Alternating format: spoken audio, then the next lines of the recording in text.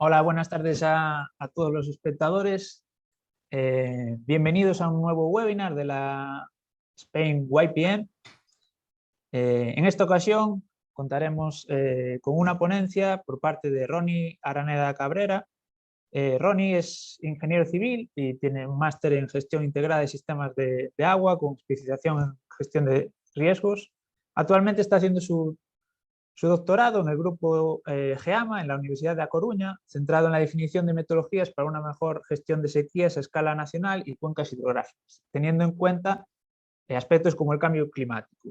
Ha trabajado en diferentes proyectos relacionados con el seguimiento y control de eventos hidrológicos extremos, tanto las inundaciones como las sequías, en varios países, entre los que se encuentran Ecuador, España, Mozambique, Argentina y Portugal. Y bueno, esta es la presentación de Ronnie. Ronnie, buenas tardes, ¿qué tal estás? El micro, Ronnie, que estás muteado. Perdón, hola Manu, gracias por la introducción. Pues nada, muchas gracias por prestarte a realizar esta ponencia, a compartir tu trabajo dentro de nuestra serie de webinars y nada, todo tuyo. Vale, genial. Bueno, hola con todos los que me estén escuchando, mirando. Bueno, Manu ya me dio la introducción del título. Voy a contar un poco mi trabajo que he desarrollado en los últimos años como parte de mi tesis doctoral. Voy a contar un poco acerca de diferentes procesos de metodologías para la caracterización y monitorización de sequías a nivel nacional y de cuenca hidrográfica. Iré contando un poco por qué hay estos dos niveles y me he querido enfocar un poco más en los datos e índices. Bueno, empiezo con un poco los objetivos de la presentación. Como ya lo he dicho, es parte de mi tesis titulada Developing Methodologies for Monitoring Droughts and Their Impacts on Agriculture in Data Scarce Areas. Pues como lo dice el título, las metodologías están un poco enfocadas a zonas que tienen una monitorización hidrológica, climática deficiente. Fuera de Europa, Estados Unidos, Australia y alguna otra zona es pues, casi todo el mundo. En general voy a presentar una visión general de lo que es la gestión de sequías dentro del mundo de la gestión del agua. Hay temas que están muy en boga, pero la gestión de sequías siempre se deja un poco de lado. Vamos a mostrar un poco los procedimientos que se requieren para una buena gestión, las herramientas que se tienen, las metodologías asociadas a mi tesis y definiremos las partes más importantes de estos procesos. He querido hacer énfasis en los datos, en los índices de sequía, ya que luego de estos dependen los procedimientos y las metodologías que se tengan en los distintos sitios o en las áreas que se vayan a estudiar. Bueno, primero, ¿qué es una sequía? A diferencia de otros eventos hidrológicos que son importantes de gestionar, como por ejemplo las inundaciones, evidentemente son muy claras, ¿no? Sube el nivel del agua y hay ciertos destrozos, ya sean en zonas de cultivo o en edificios. Si tenemos un hidrograma es muy claro detectar un pico de descarga, pero en cambio en las sequías tenemos un pequeño, es un poco más difícil, ¿no? Determinar exactamente dónde empezó la sequía, dónde está la sequía. Si tenemos un hidrograma podemos intentar definir una sequía como un periodo de baja precipitación, pero aún así no nos queda muy claro si es que esto es un periodo de sequía o no, ya que la sequía se puede sentir en los ríos, o en una zona específica de cultivo, o en una región, en una ciudad, depende de los usos del agua. Bueno, es un poco más complicado. Lo que utilizaremos aquí es un concepto de sequía que está ampliamente aceptado en el mundo de la gestión del agua, en la que se define la sequía como una variabilidad natural del clima. Al ser natural significa que podemos tener una sequía en un desierto como en el Amazonas.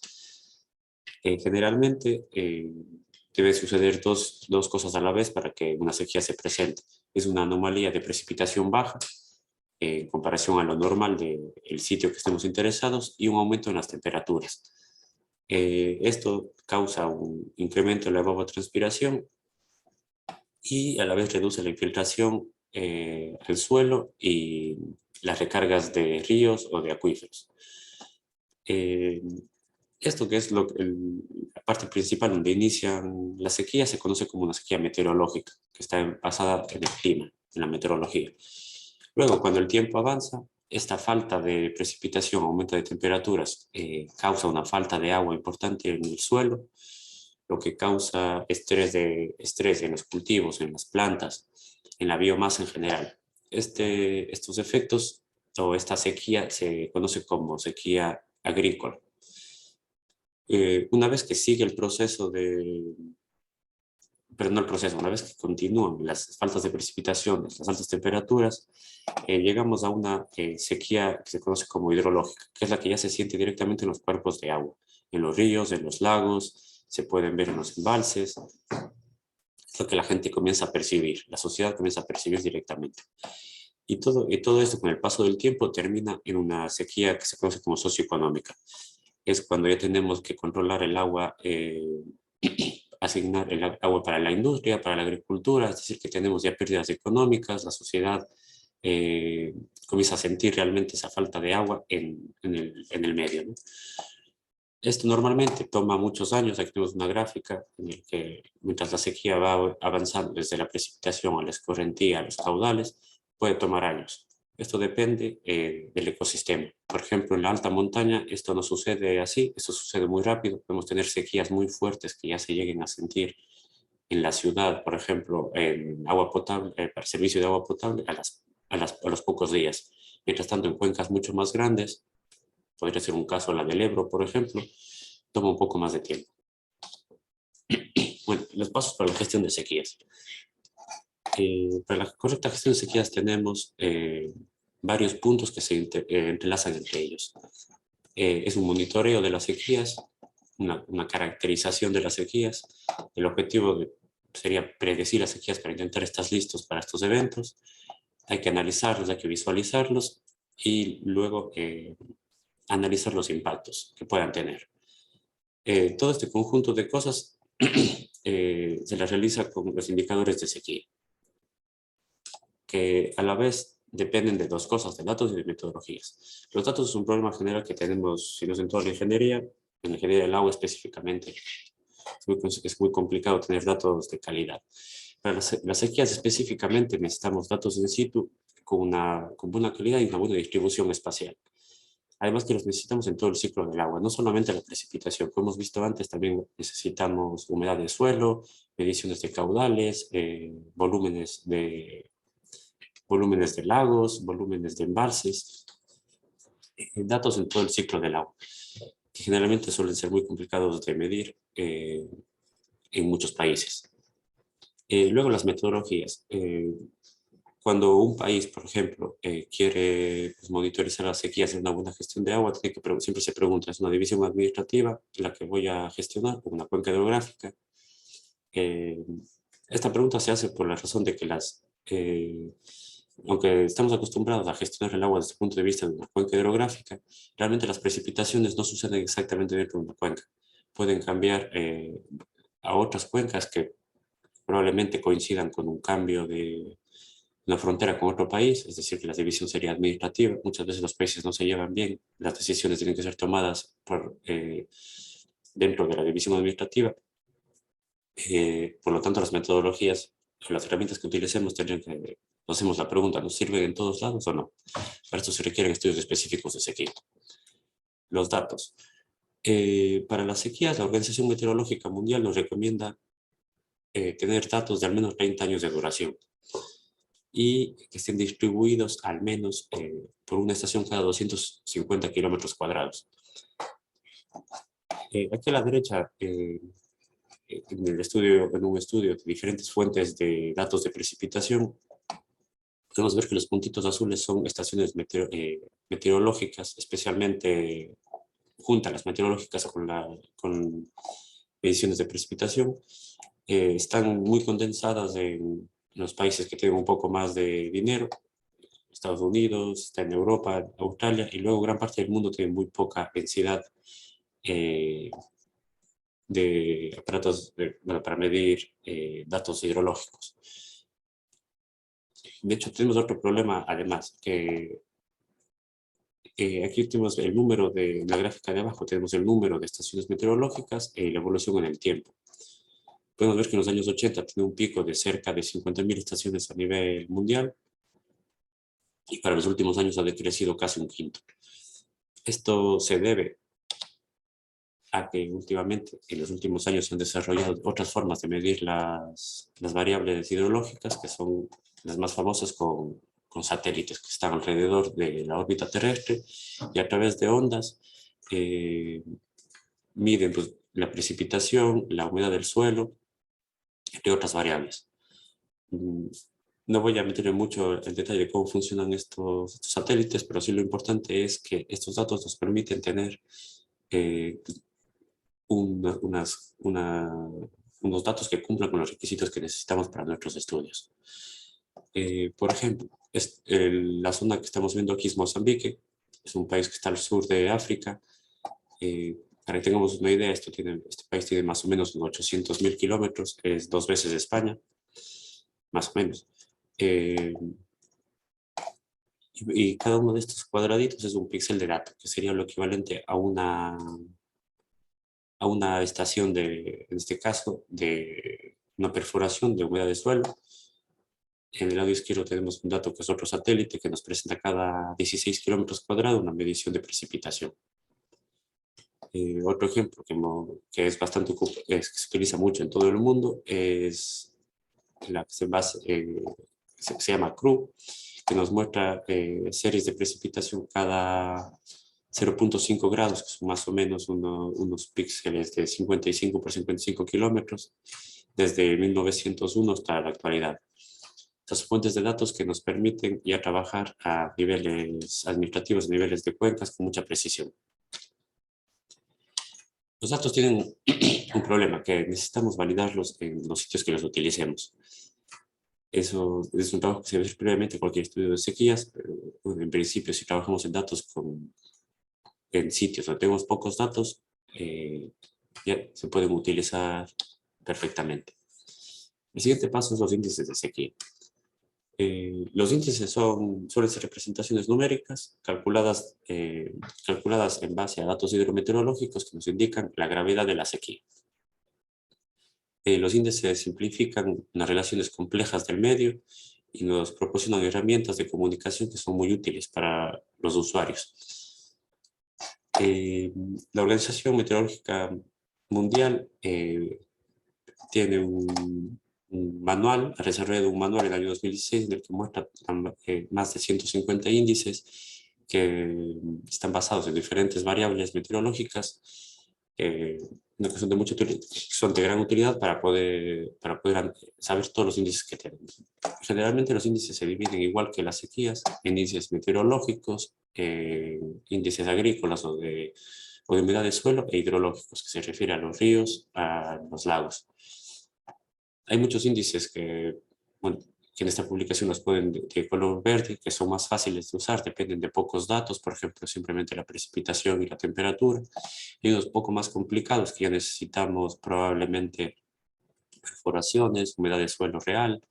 Y unos que son un poco más complicados, donde ya podremos necesitar mezclar herramientas informáticas o algo que sea un poco más complejo. En esta presentación he querido hacer énfasis en un índice principal, que fue el que utilicé en mi tesis, que está basada en la precipitación, se llama el índice de precipitación estandarizado, que lo que hace es transformar una serie de precipitación, como ya he dicho antes, que cumpla unos mínimos 30 años de extensión, se transforman en un indicador que me va a indicar si estamos en un estado de sequía o no. Para calcular este índice se acumula la precipitación, es decir, podemos acumular la precipitación en un mes, en 2 meses, en 3 meses, en 4 meses y crear una nueva serie temporal que se ajusta luego a una distribución, puede ser Gambel, Pearson o cualquier otra. Hay muchos estudios que difieren una entre otra, pero para términos de gestión en general cualquiera nos sirve y luego la estandarizamos. Al estandarizar significa que tenemos la nueva serie temporal tiene una media de 0 y una desviación estándar de 1. Esto quiere decir que un dato puntual por ejemplo, en esta serie ejemplo, que es en Mozambique en el año 1950, un punto que diga -3 es que se aleja 3 puntos de la media.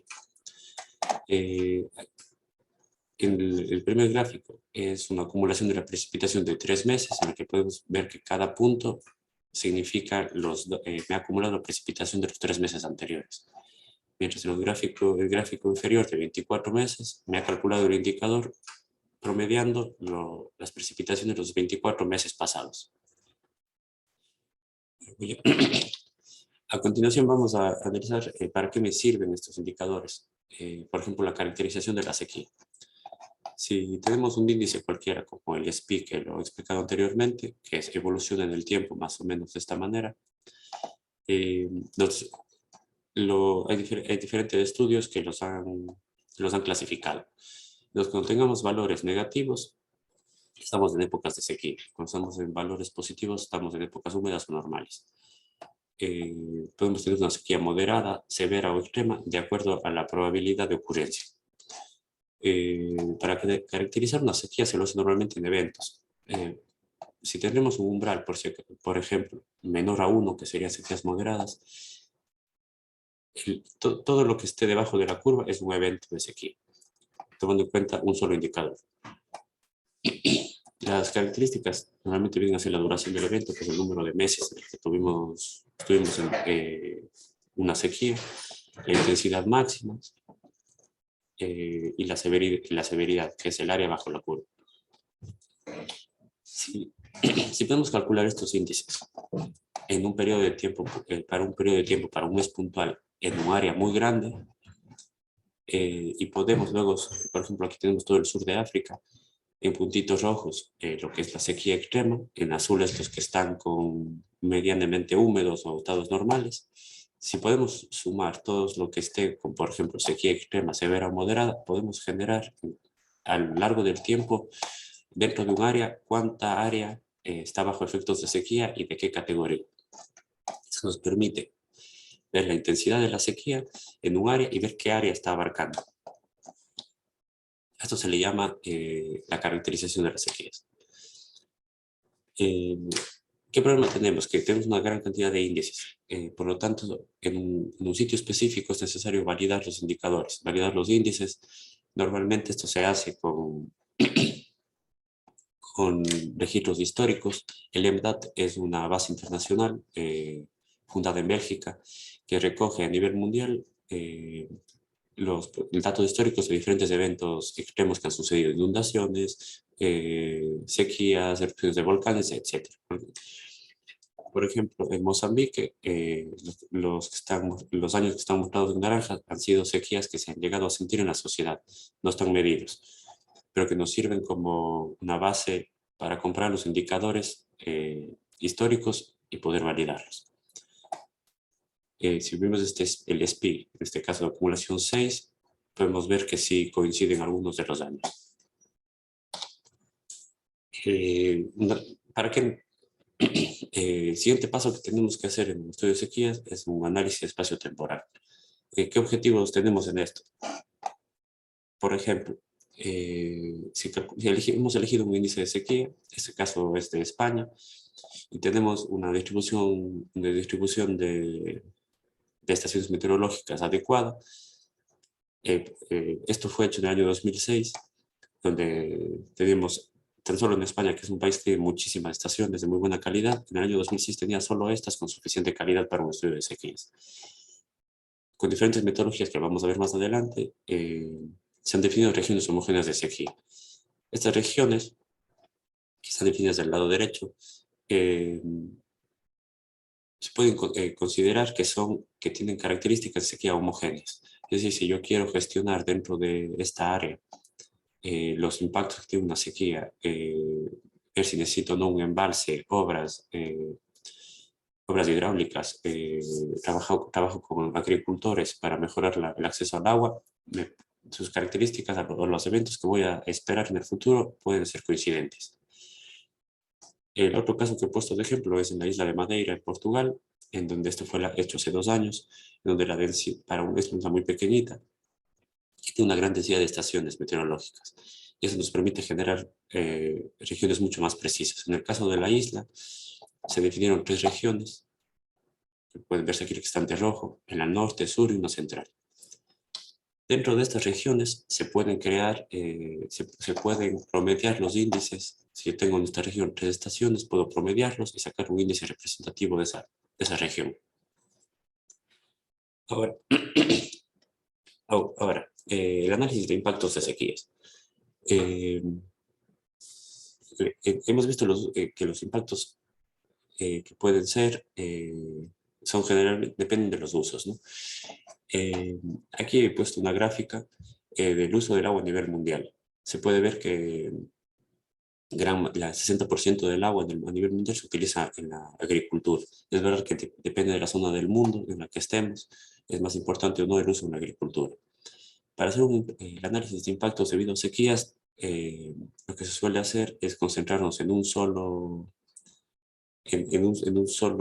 uso y luego intentar encontrar el más representativo para analizar. Por ejemplo, en Mozambique, que fue donde desarrollé mi tesis, las líneas que están aquí es la producción de diferentes cultivos a lo largo del tiempo. Y lo que intentamos es, con un índice de sequía, intentar explicar y predecir sus impactos solamente por la sequía. Por ejemplo, en el año 2013 se puede ver que en la mayoría de cultivos hubo un descenso de la producción y en el 2013 también se coincide con una sequía. Lo mismo en el año 2005. Hemos elegido varios los cultivos principales, ya que serían los más representativos de la zona de estudio. Aquí tenemos otro problema, que no siempre los cultivos dependen simplemente de la lluvia, también que son los llamados de secano. También pueden tener instalaciones con riego, el agua puede cogerse de un río, de un embalse, de un lago, incluso de agua subterránea. Por lo tanto, los indicadores de sequía que utilicemos para intentar explicar los impactos deben ser acorde a de dónde se utiliza el agua. Luego, otro de los puntos importantes es el análisis de desencadenantes de sequía. El clima mundial está controlado por diferentes teleconectores o índices climáticos. Esto puede ser, por ejemplo, el Niño 3.4, el Niño 4, SOI, que esto lo que hace al final son las temperaturas del agua en la superficie del océano en diferentes partes del mundo, como se pueden ver aquí en este mapa. También depende de las presiones que se puedan sentir en las diferentes épocas del año. Lo que nosotros queremos hacer para una buena gestión es intentar encontrar cuál de todos estos indicadores climáticos me desencadena una sequía en mi sitio de estudio.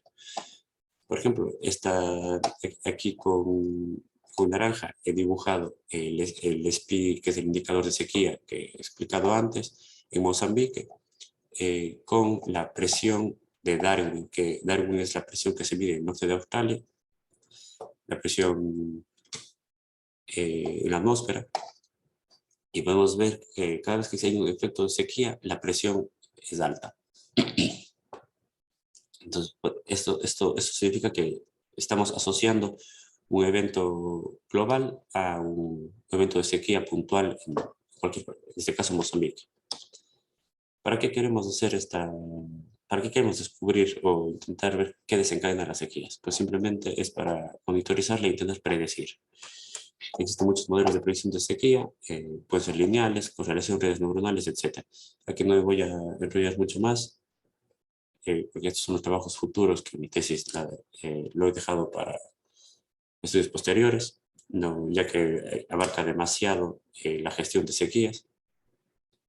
Lo que sí es importante es que la predicción tiene que ser realizada desde un punto de vista determinista y probabilístico. Determinista significa que yo quiero saber exactamente el valor de un indicador puntual que me está diciendo. Quiero saber si es menos 1, menos 1.5, menos 0.8, 1, 2, lo que fuera. Y probabilístico es que yo quiero saber si tengo o no sequía. Simplemente dos opciones. Quiero saber si tengo una sequía o no. Pero me va a interesar también si es una sequía fuerte, una sequía muy intensa o no muy intensa. Pues bueno, ahora lo que voy a contar es un poco qué fue lo que hice en mi tesis, con dos ejemplos muy cortos. Lo que hicimos fue desarrollar unas metodologías en base a todo lo que he explicado antes para aplicar a Mozambique. Mozambique es un país muy pobre que tiene una muy o sea, deficiente red de monitoreo hidrometeorológico. Por lo tanto, tuvimos desde el principio el reto de encontrar qué base de datos me podrían servir. Tenemos que validar indicadores, tenemos que regionalizar, con la idea de ayudar a los gestores de agua en ese país. La metodología que hemos propuesto es elegir un indicador. En este caso hemos elegido el SPEC, que fue el que expliqué anteriormente, a través de métodos de clúster o de análisis de componentes principales. En Mozambique lo que hicimos fue dividir el país en 3 regiones homogéneas de sequía. Cada una de estas regiones se puede asumir que tienen los mismos patrones de sequía, por lo tanto es más fácil gestionar en estos 3 que a nivel nacional. En el gráfico del medio podemos ver que hicimos pruebas dividiendo en 2, 3 y 4, pero al final descubrimos que dividir en 3 es la mejor forma. En cada una de estas regiones se hizo una caracterización, es decir, buscamos cuáles fueron las duraciones de la sequía, las densidades, etc.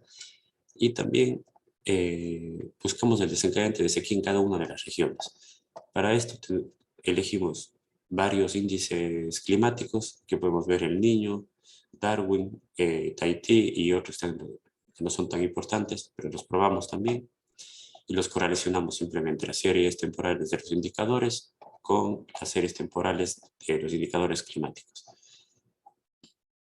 Lo que encontramos en algunas regiones, encontramos correlaciones de hasta 0,53, que para estudios climáticos son bastante buenos.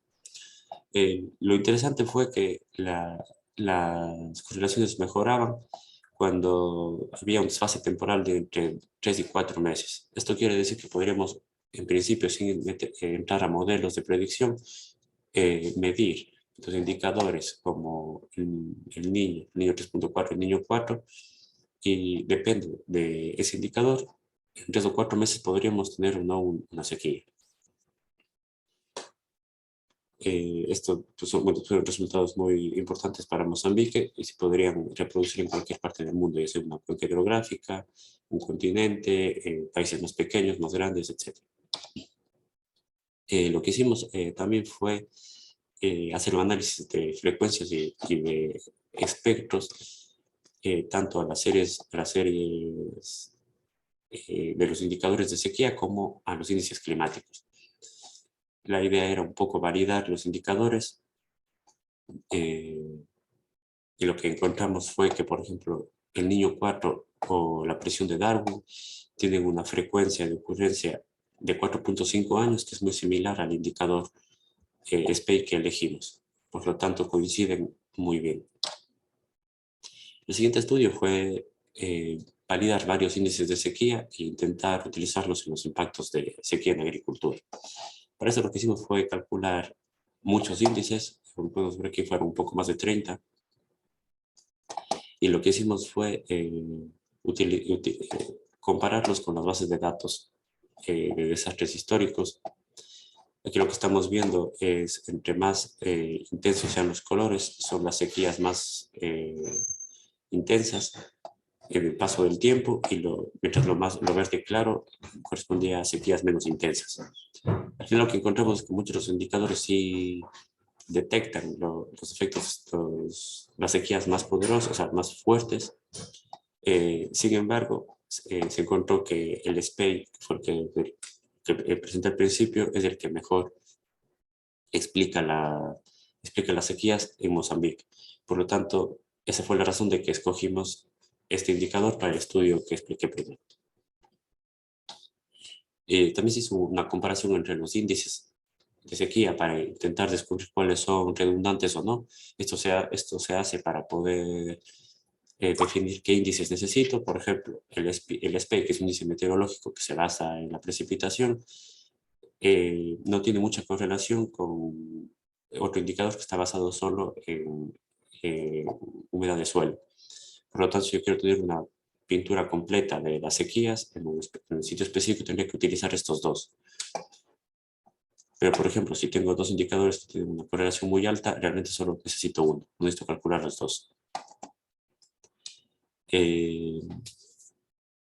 Lo que hicimos con estos indicadores fue hacer pruebas de monitoreo. Por ejemplo, está muy bien documentado que Mozambique en el año 1992 tuvo una de las sequías más fuertes de su historia. Por ejemplo, si graficamos un índice, el estado de un índice mes a mes durante 1992, podemos descubrir qué zonas son las que estuvieron en sequía y qué zonas no estuvieron en sequía.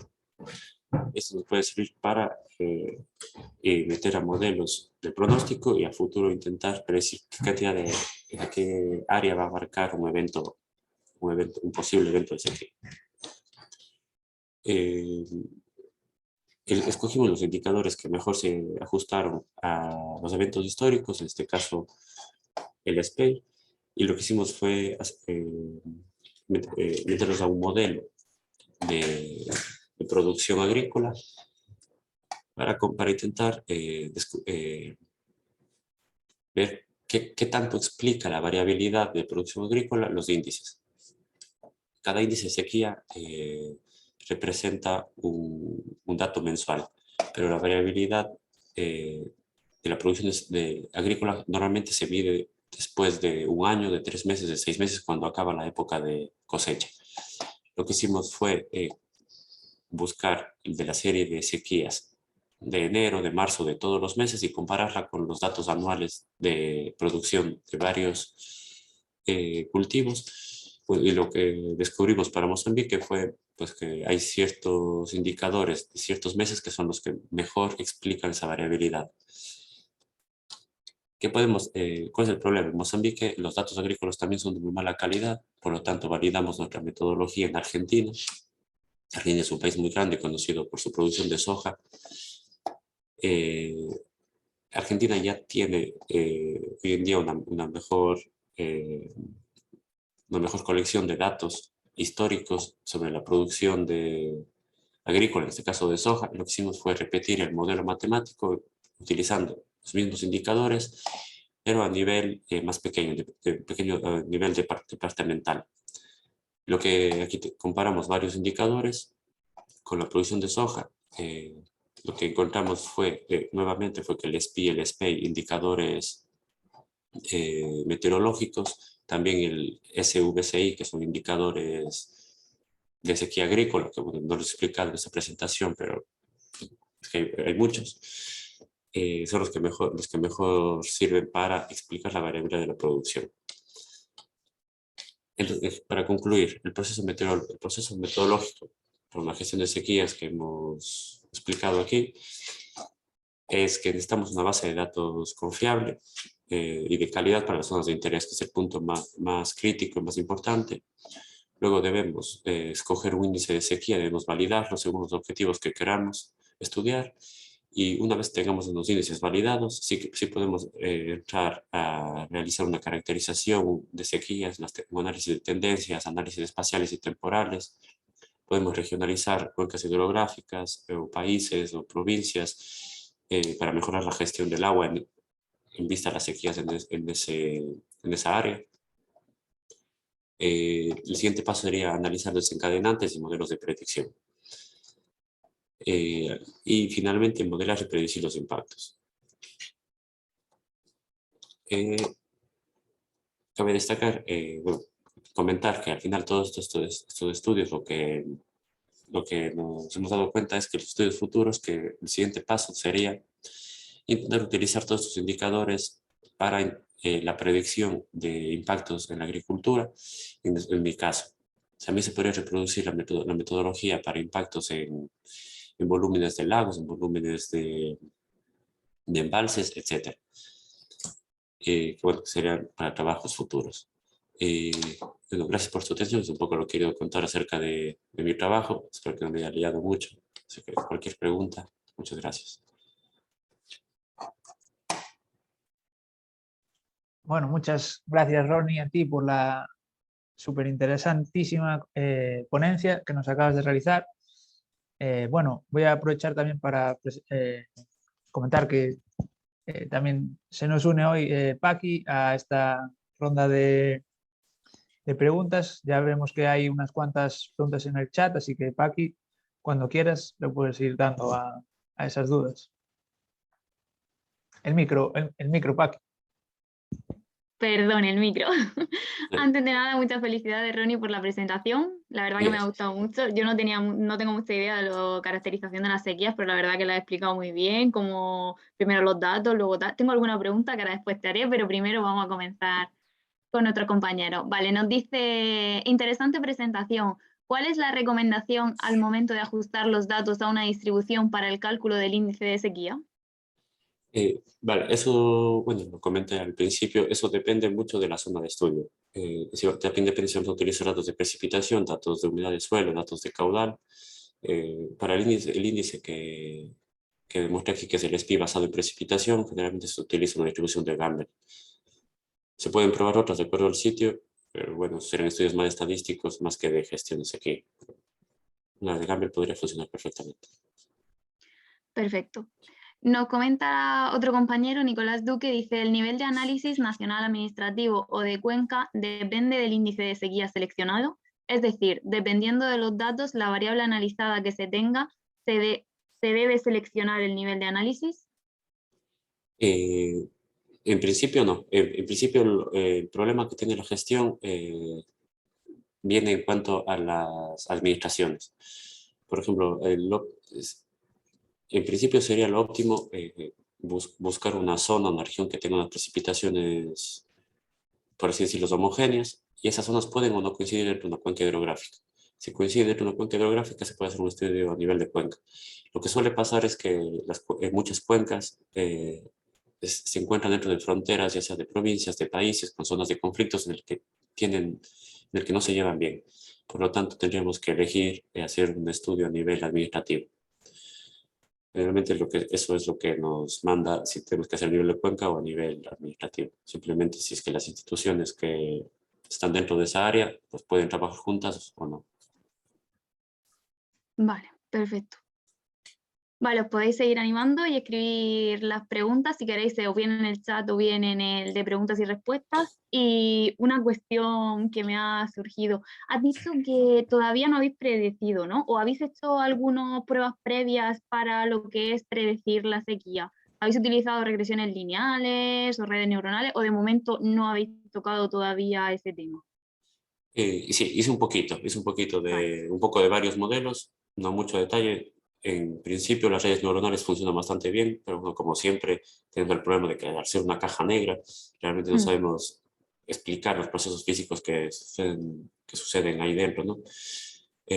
Pues, en principio eso pues, suele ser una de las mejores opciones. Otra opción que se ocupa bastante en las sequías especialmente, al ser un proceso largo, ¿no? Como dije al principio, no es una inundación que sucede en un momento puntual, sino que es un poco más complicado.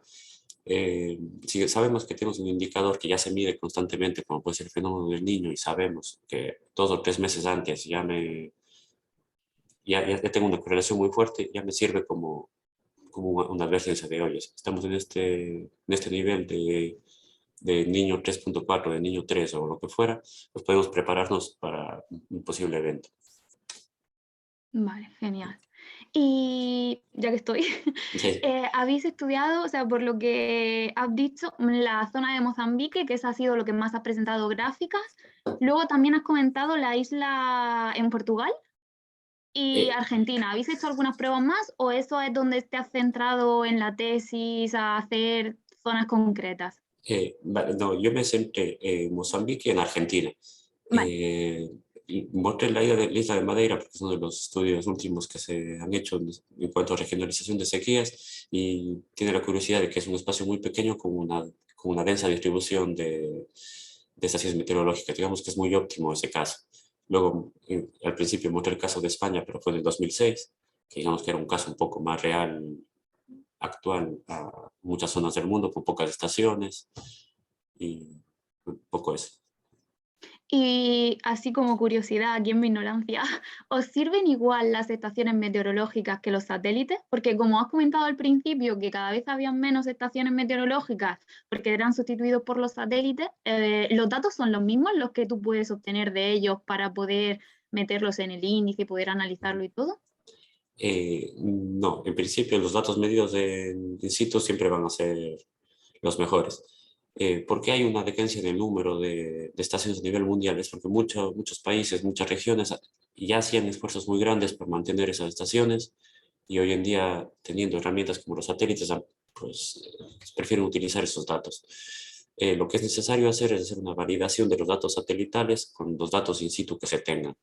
Porque bueno, hay modelos de downscaling, varios modelos de validación. A veces se necesita coger el dato satelital y multiplicarlo por un factor, ya sea si es invierno o verano, y se ajusta bastante bien a las condiciones de ese sitio y se utiliza. En principio los datos in situ siempre son los más... Ok. Sí. Perfecto. Vale, nos comenta Daniel Valero, dice Ronnie, muchas gracias por la ponencia, muy interesante. Entiendo que con cambios hidrológicos futuros la frecuencia de las sequías puede cambiar en el tiempo. ¿Es posible que una región que tradicionalmente ha venido bien explicada por una distribución estadística se transforme en otra distinta? Por ejemplo, de Gumbel a Pearson. Supongo que la pregunta de fondo es, ¿hay literatura sobre cambios estructurales en este fenómeno extremo debido a cambios climáticos o es probable o no es probable? Bueno, primero explicar que, bueno, que mi tesis, como digo, mi punto de expertise no es pues, la estadística, las distribuciones que hay en la precipitación, pero en principio sí. De hecho, es uno de los problemas principales que causa el cambio climático, cambian los patrones de precipitación. Por lo tanto, aunque tengamos unas buenas series pasadas, realmente no nos garantizan, las condiciones pasadas no nos garantizan que sean las mismas condiciones en el futuro. De hecho, es posible que se cambien las distribuciones, que se cambien los desencadenantes, las épocas, los meses, etcétera, porque eso es lo que falta mucho para estudiar realmente. En principio sí es probable que cambie. Perfecto. Yo tengo Vale, una Manu, pregunta. si quieres. Sí, sí. Bueno, tengo varias, pero la primera que te voy a hacer, Ronnie, justo en la última parte de la presentación hablabas de analizar los factores desencadenantes.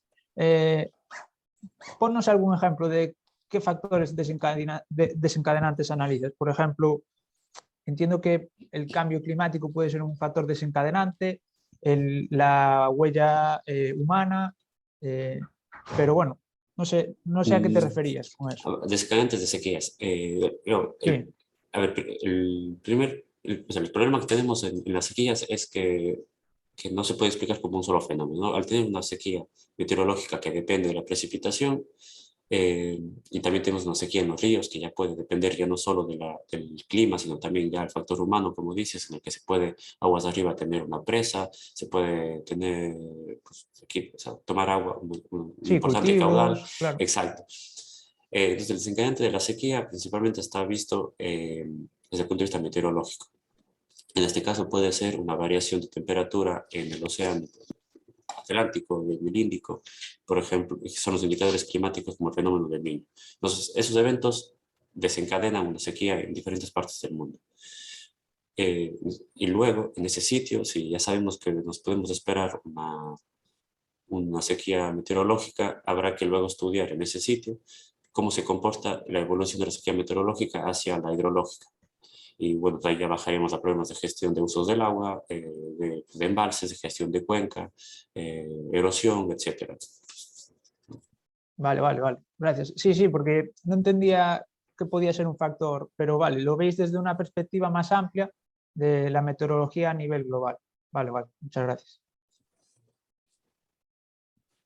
Y bueno, a ver, voy a hacer alguna, mientras si hay alguna pregunta más que se anime la gente a escribirla en el chat o en la sección de preguntas y respuestas.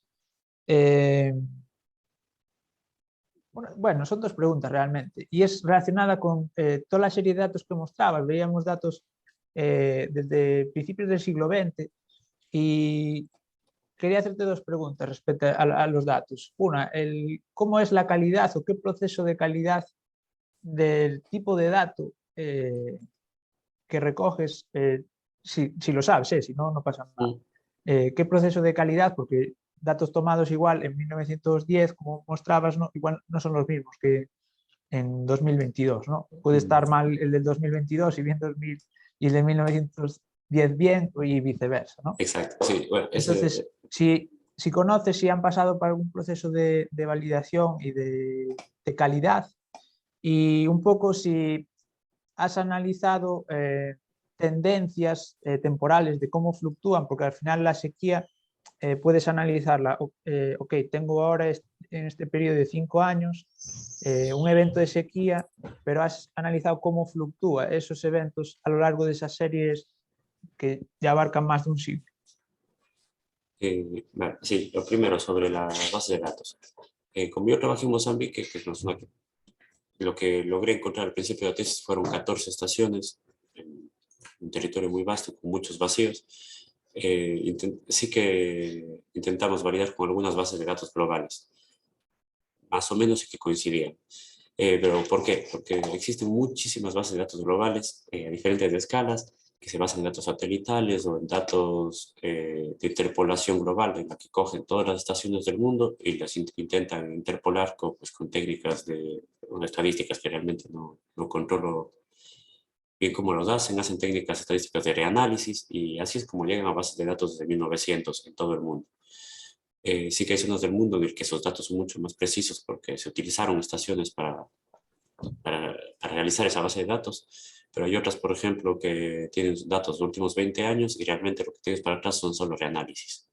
Por lo tanto, cuando se elija la base de datos, pues hay que tener cuidado de saber qué base de datos es y qué es.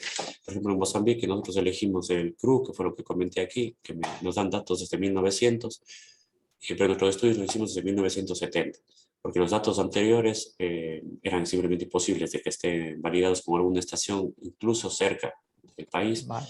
Entonces no los utilizamos desde ese año. Luego los datos satelitales sí que son mucho más confiables. Claro que se los tiene solamente para los últimos 20, 30 años, no tanto, pero sí que sirve. Y luego en la segunda parte que nos dices, que me preguntas es sobre las tendencias, ¿no? En general, las tendencias vienen dadas básicamente por el mismo problema de antes. Si es que es un tema de reanálisis, la tendencia va a marcar los datos medidos. De que también nuevamente para eso tenemos que mirar qué base de datos estamos utilizando y fiarnos. Pero bueno, sin embargo, cada base de datos tiene sus propios artículos, explica su metodología paso a paso, te dice cuáles son los inconvenientes de utilizar cada uno. De hecho, hay muchos que te dicen para tendencias no lo utilices, porque pues, tienen esos problemas, ¿no? Y yo en la tesis no me metí mucho al tema de tendencias, la verdad. Vale, perfecto. Muchas gracias, Ron. Nos preguntan también, Ronnie, por el chat, que cómo se utilizan los datos satelitales. Vale, los datos satelitales de manera general son instituciones como puede ser la NASA, una universidad o una ONG que tiene acceso a los satélites y los satélites toman sus mediciones, hacen un procesamiento y los cuelgan en una página web. Generalmente muchas son de acceso libre y otras simplemente hay que registrarse. Normalmente vienen en formato raster en todo el mundo, que depende de si es que el tamaño del raster de la celda es muy pequeño, suelen venir en varios raster para que sea más fácil de descargar, ¿no? Pues suelen ser muy pesados, pero si las mallas son muy grandes suelen venir en un solo formato todo el mundo, una por cada mes, por ejemplo, una por cada año, por cada día, depende el tiempo. Y se descargan estos raster y se los procesa ya en cualquier software. Suelen venir también en un formato que es .nc, que son como unas hipermatrices, o sea que se lee, es una matriz de varias dimensiones en las que, pues bueno, se leen con MATLAB, con R, Python, cualquier software que se desee, y luego vamos extrayendo las matrices a una dimensión que podamos entender y hasta terminar en un raster. Vale, perfecto. Ronnie, una curiosidad que se me ha quedado en el tintero y ya te la pregunto. Has enseñado antes una diapositiva donde aparecía como unos datos reales de la sequía que la gente notaba, como que desde el punto de vista social se notaba la sequía, creo que era ahí, eso es. Hay un desfase, por ejemplo, desde que tú eres capaz de notarlo haciendo el estudio a cuando en realidad lo nota la sociedad. Sí, eso es a ver, primero voy a explicar. Mi tesis abarca muchas cosas, ¿no? Como pueden estar viendo. Entonces, realmente yo toco un poquito de todo y sí que luego hay líneas de investigación directamente lo que nos comentas, Paqui, en este caso. Eh, lo que se registra realmente es cuando la sociedad lo siente. En el caso de Mozambique es cuando como es un país que se dedica a la agricultura, entonces realmente si hay una zona en la que pues un río se seca y los animales mueren o el cultivo se pierde un año, se registra como sequía, ¿no? Pero también puede pasar que tenga factores externos que la gente no sepa, o que no hay, o sea, bueno, hoy en día es más fácil, pero que igual en los años 80 no se sabían, pues, por ejemplo, una plaga que mató algún cultivo, pero igual se lo asocia a una sequía porque llovió poco ese año.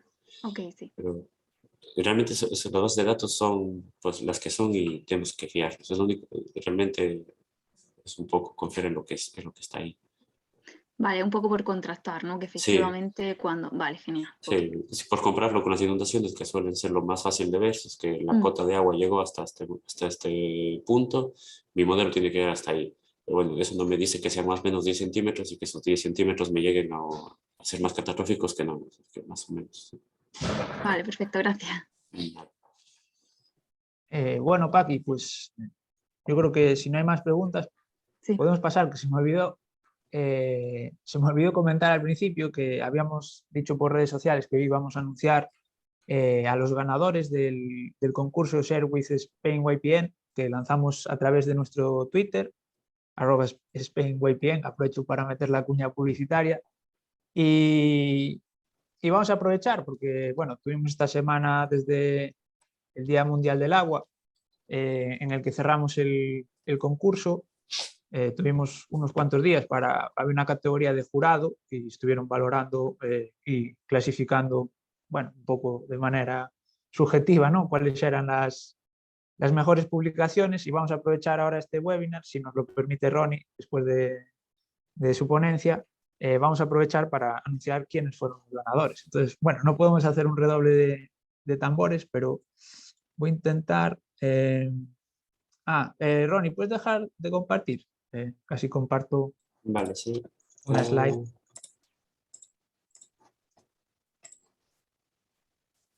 Puedes. Ok, no. No, Bueno, si no, creo que al tener yo el poder, creo que te puedo echar yo. sí, ahí creo que está, ¿no? Sí, Sí, creo que se ve, ¿no? Se ve sí.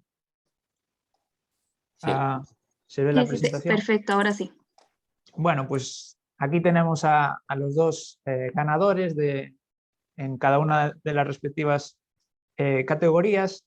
Por un lado, en la categoría, bueno, que aquí puse popular, pero era el tweet con más likes en el momento de cierre de concurso, fue Ricardo Pérez Indoval, que bueno, nos presentó a través de un vídeo que, como podéis ver, pues alcanzó ya más de 1000 reproducciones en Twitter, un poco relacionada con la concentración de pesticidas en aguas subterráneas, que por cierto era un poco la temática del Día Mundial del Agua en este 2022.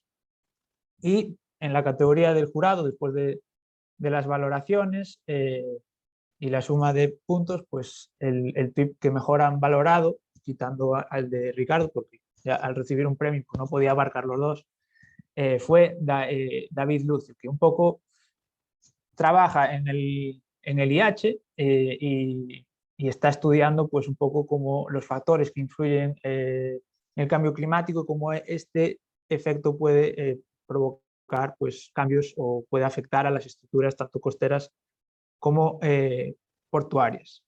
Voy a dejar de compartir porque creo que ambos están en este webinar, entonces bueno, no sé si pueden conectar tengo que darle permisos para conectar el audio, lo voy a hacer un poco así en directo. creo que ahora David. David, hola. Hola, ¿me escucháis? Sí, perfectamente. Te escuchan también el resto de espectadores. Vale, pues nada, hola a todos. Hola Ronnie, que algo le conozco. Compartimos promoción en el máster en la Universidad de Cantabria. Y nada, a la asociación, pues muchas gracias por la oportunidad de poder compartir mi investigación. Y nada, que muy contento de que os haya parecido interesante tanto mi investigación como el cómo lo transmití en el tweet. No, Y vamos, espero, o sea, estoy dispuesto a cualquier cosa que sea colaborar con vosotros o participar en alguna ponencia o lo que sea, oye, estoy aquí totalmente dispuesto a participar.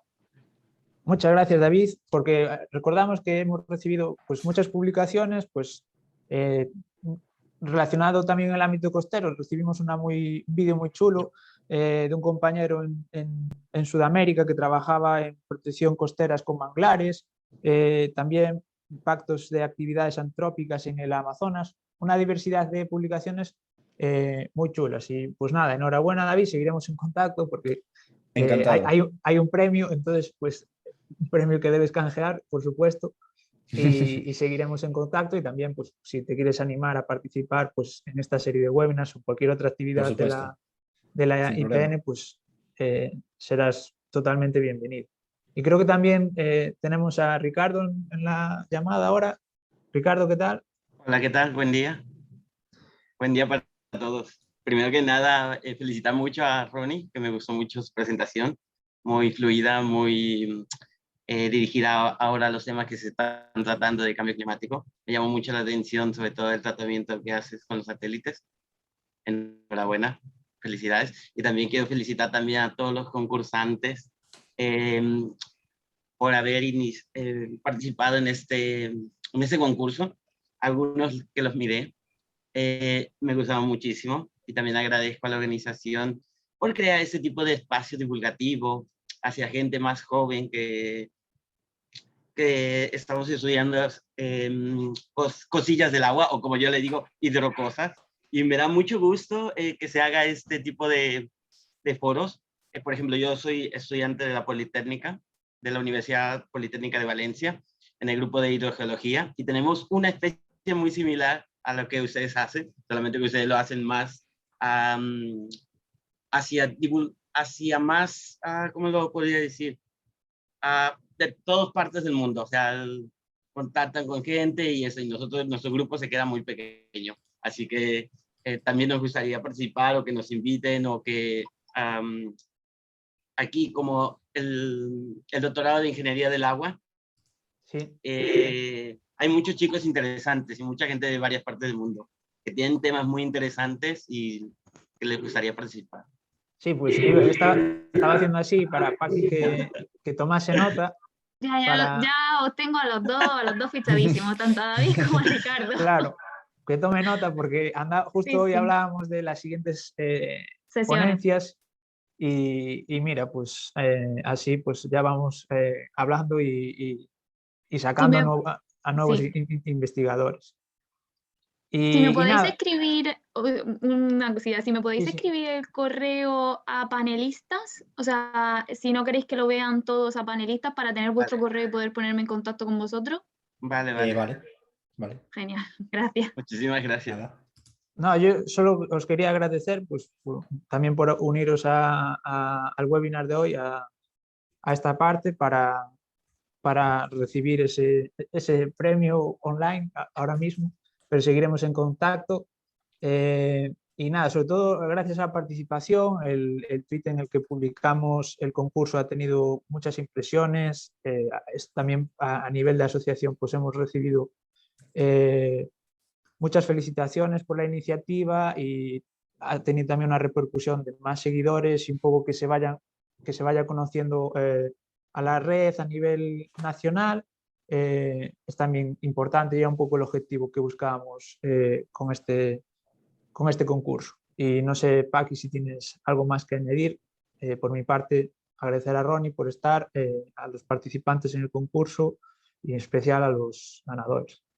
Sí, yo agradecer a Ronnie por su participación, por la presentación y darle las felicitaciones tanto a David como a Ricardo y a todos los participantes, por supuesto, pues por haber participado en este concurso de tweets, que será el primero, pero no el último. Sí, sí, ahora, bueno, vamos ya desvelando cosillas, que se acerca el Congreso Mundial de Granada, ya está casi a la vuelta de la esquina en junio, y bueno, esperamos veros a la mayoría allí, ya que será uno de los primeros congresos en ingeniería del agua presencial después bueno, de todos los confinamientos que hemos tenido, y será un buen punto de encuentro. Y también esperamos desde la IPN colaborar en el programa de actividades para jóvenes, así que bueno, iremos desvelando las actividades poco a poco a través de nuestras redes sociales y de nuestro email. Y nada más, yo creo que podemos poner aquí el punto final. Muchas gracias a todos los espectadores por seguir un webinar más, una tarde más, un jueves final de mes más, por estar ahí. Y nada, Ronnie, si quieres, despide tú este webinar. Nada, muchas gracias a todos los que asistieron. Gracias, Manu Paqui, por toda la organización por detrás, y a los ganadores del concurso de igual manera. Saludos, David. Sí, Saludos. muchas gracias a todos. Venga, un saludo a todos. Chao, chao. Hasta la Hasta próxima. luego. Hasta luego. Chao, chao.